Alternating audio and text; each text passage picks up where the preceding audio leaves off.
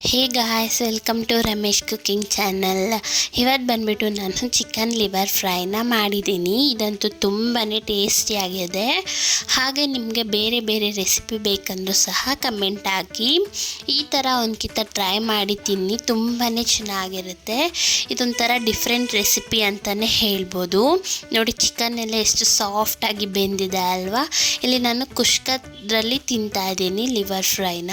ನಿಮಗೆ ಕುಷ್ಕ ರೆಸಿಪಿ ಬೇಕಂದ್ರೆ ಕಮೆಂಟ್ ಹಾಕಿ, ನಾನು ಖಂಡಿತವಾಗ್ಲೂ ಮಾಡ್ತೀನಿ. ಈಗ ಹೇಗೆ ಮಾಡೋದು ನೋಡೋಣ ಬನ್ನಿ. ಮೊದಲಿಗೆ ಇಲ್ಲಿ ಸಾಮಗ್ರಿಗಳನ್ನ ನೋಡೋಣ. ಇಲ್ಲಿ ದೊಡ್ಡದು 1 ಗೆಡ್ಡೆ ಬೆಳ್ಳುಳ್ಳಿ, ಹಾಗೆ 4 ಹಸಿಮೆಣಸಿನ್ಕಾಯಿ, ಹಾಗೆ 1 ಕಪ್ ಕೊತ್ತಂಬರಿ ಸೊಪ್ಪು, ಹಾಗೆ 1 ಇಂಚು ಶುಂಠಿ ಕಟ್ ಮಾಡ್ಕೊಳ್ಳಿ, ಹಾಗೆ 1 ಕಪ್ ಪುದೀನ ಸೊಪ್ಪು. ಈಗ ಇದನ್ನು ಎಲ್ಲನೂ ಮಿಕ್ಸಿಗೆ ಹಾಕೊಳ್ಳೋಣ. ಈಗ ಒಂದು ಮಿಕ್ಸಿ ಜಾರ್ನ ತಗೊಳ್ಳಿ. ಮಿಕ್ಸಿ ಜಾರ್ಗೆ 1 ಕಪ್ ಕೊತ್ತಂಬರಿ ಸೊಪ್ಪನ್ನು ಹಾಕೊಳ್ಳಿ. ಈಗ ಇದಕ್ಕೆ 1 ಕಪ್ ಪುದೀನ ಸೊಪ್ಪನ್ನು ಹಾಕೊಳ್ಳಿ. ಕೊತ್ತಂಬರಿ ಪುದೀನ ಅನ್ನೋದು ಜೀರ್ಣಶಕ್ತಿ ತುಂಬಾ ಚೆನ್ನಾಗಿ ಮಾಡುತ್ತೆ. ಈ ಥರನೂ ಒಂದ್ಕಿತ ಫ್ರೈ ಟ್ರೈ ಮಾಡಿ. ಹಾಗೆ ಇದಕ್ಕೆ ದೊಡ್ಡದು 1 ಗೆಡ್ಡೆ ಬೆಳ್ಳುಳ್ಳಿನ ಹಾಕೊಳ್ಳಿ, ಹಾಗೆ 4 ಹಸಿಮೆಣಸಿನ್ಕಾಯಿ. ನಿಮಗೆ ಖಾರ ಏನು ಬೇಕಂದರೆ ಹಾಕೊಬೋದು. ಈಗ 1 ಇಂಚು ಶುಂಠಿನ ಹಾಕ್ಕೊಳ್ಳಿ. ಈ ಥರ ಕಟ್ ಮಾಡ್ಕೊಳ್ಳಿ. ಆಗ ಮಿಕ್ಸಿಗೆ ಹಾಕಿದಾಗ ತರ್ತರಿಯಾಗಿ ಬರುತ್ತೆ.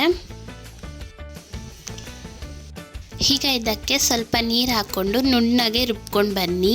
ಈಗ ನೋಡಿ, ಈ ಥರ ನುಣ್ಣಗೆ ಇರಲಿ. ಈಗ ನಾವು ಈ ಒಂದು ಪೇಸ್ಟ್ನ ತರ್ತರೆಯಾಗಿ ರುಬ್ಕೊಂಡ್ಬಿಟ್ರೆ ಮಕ್ಕಳಿಗೆ ಇಷ್ಟ ಆಗಲ್ಲ. ಅದಕ್ಕೆ ಈ ಥರ ನುಣ್ಣಗೆ ರುಬ್ಕೊಂಡು ಬನ್ನಿ. ಈಗ ಸ್ಟವ್ ಅಂಟಿಸಿ ಅದ್ರ ಮೇಲೆ ಒಂದು ಪ್ಯಾನ್ನ ಇಡಿ. ಯಾವುದೇ ಪ್ಯಾನ್ ಇಕ್ಕಿದ್ರೂ ಸಹ ತಳ ದಪ್ಪ ಇರಲಿ, ಆಗ ಸೀದೋಗಲ್ಲ. ಇದಕ್ಕೆ 4 ಟೇಬಲ್ ಸ್ಪೂನ್ ಆಯಿಲನ್ನು ಹಾಕೊಳ್ಳಿ. ಈಗ ಇದಕ್ಕೆ ಅರ್ಧ ಟೇಬಲ್ ಸ್ಪೂನ್ ಸಾಸಿವೆನ ಹಾಕೊಳ್ಳಿ. ಸಾಸಿವೆ ಚೆನ್ನಾಗಿ ಚಟಪಟ ಅನ್ನಲಿ, ಆಗ ರುಚಿ ಜಾಸ್ತಿ ಇರುತ್ತೆ. ಆನಂತರ ಇದಕ್ಕೆ 10 ರಿಂದ 15 ಕರಿಬೇವಿನ ಸೊಪ್ಪು ಹಾಕ್ಕೊಳ್ಳಿ. ಹಾಗೆ ಇದಕ್ಕೆ 4 ಮೀಡಿಯಮ್ ಸೈಜು ಈರುಳ್ಳಿನ ಉದ್ದ ಕಟ್ ಮಾಡಿಕೊಂಡು ಹಾಕ್ಕೊಳ್ಳಿ. ಈಗ ಇದನ್ನು ಚೆನ್ನಾಗಿ ಫ್ರೈ ಮಾಡ್ಕೊಳ್ಳಿ.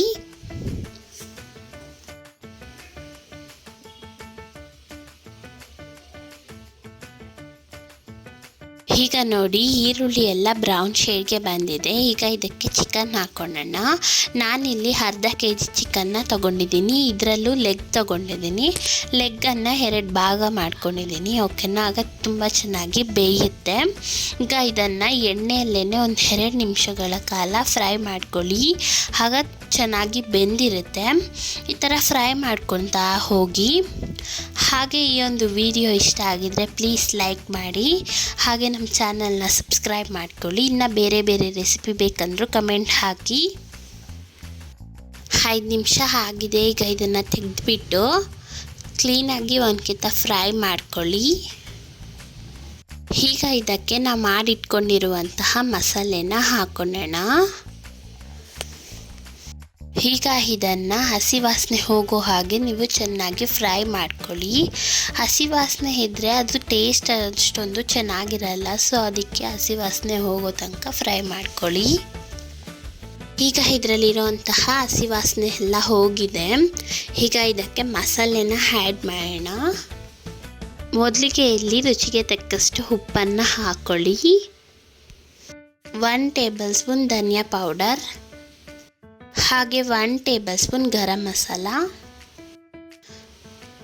ಹಾಗೆ 1 table spoon Kashmiri chilli powder.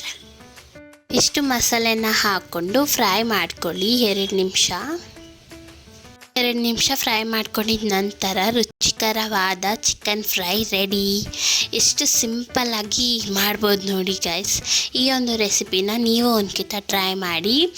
ಹಾಗೆ ಈ ಒಂದು ವಿಡಿಯೋ ಇಷ್ಟ ಆಗಿದೆ ಪ್ಲೀಸ್ ಲೈಕ್ ಮಾಡಿ, ಶೇರ್ ಮಾಡಿ, ಕಮೆಂಟ್ ಮಾಡಿ. ಇನ್ನು ಬೇರೆ ಬೇರೆ ರೆಸಿಪಿ ಬೇಕಂದ್ರೂ ಕಮೆಂಟ್ ಹಾಕಿ. Thank you for watching guys.